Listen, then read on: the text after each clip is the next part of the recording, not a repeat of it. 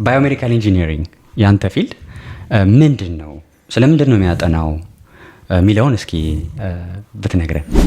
ኢንጂነሪንግ ነው ማለትም ፊዚክስ እና ሂሳብ ትምህርቶችን ወይም ቤዚክ ሳይንስ የምንላቸውን ትምህርቶች ባዮሎጂ ላይ እንዴት መጠቀም እንችላለን የሚለውን ነው።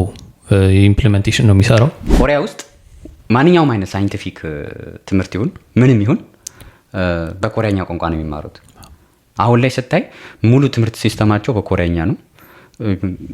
ፔፐርም ይሁን ምንም ይሁን በኮሪያኛ ነው የሚያወጡት እና ይህን እንዴት ትረዳዋለህ?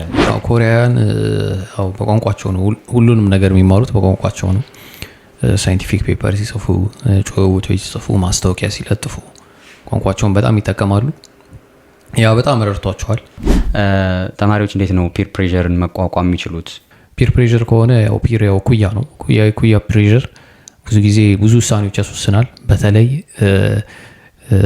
እድሜ ከገፋ እንደው አሁን በወጣትነት እድሜ ትንሽ ወደ ጎልማሳነቱ እየጠጋ ሲመጣ ሰው ብዙም እየጠፋ ነው የሚመጣው ያ ነገር። በተማሪዎች በሚመርጡበት ወይም ኮሌጅ በሚገቡበት ሰዓት ግን ኃይለኛ ፒር ፕሬዠር ያለበት ጊዜ ነው። እኛ ሀገር በተለምዶ የተለመደው የትምህርት በጣም ቲዮሪ ላይ ሀሳብ ላይ ፎከስ ያተኮረ ትምህርት ስርዓት አለ። እዚህ ደግሞ መተህ ካየኸው አንተም የሚማሩትን ነገር እየሰሩ የሆነ ነገር እየሰሩ ነው የሚማሩትና ይሄ እንዴት ታነጻጽረዋለህ? የኛ የትምህርት ስርዓት ለፈተና ነው የተሰራው። ፈተናን ማለፍና አለማለፍ ጋር የተያያዘ ነው።